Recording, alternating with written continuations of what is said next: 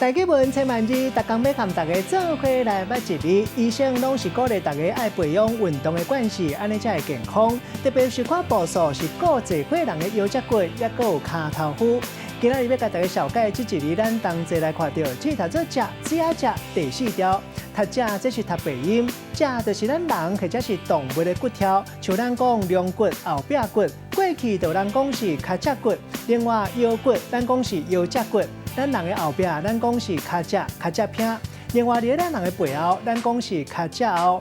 另外，还有一个鼻音读做趾，像讲古早厝厝顶上悬的迄支梁，人讲是中趾；也有古早厝厝脊两边翘起来所在，有人讲是翘趾，或者是脚趾趾。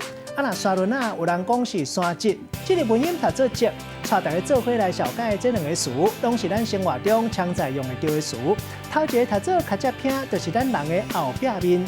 第二个词读做腰脊骨，也就是腰骨，就是脊椎、龙骨下骹5节、小头尾骨的所在。咱用一句话来举例，甲这两个词合做伙。迄阵讲阿明是体育老师，教学生囡仔爱运动，结果伊拢无咧春运，年久月深，腰脊骨酸痛，有影是读册读伫脚趾片。今仔日小解这一日读做食是鼻音，另外一个鼻音读做趾，若文音读做趾，提供予观众朋友来参考。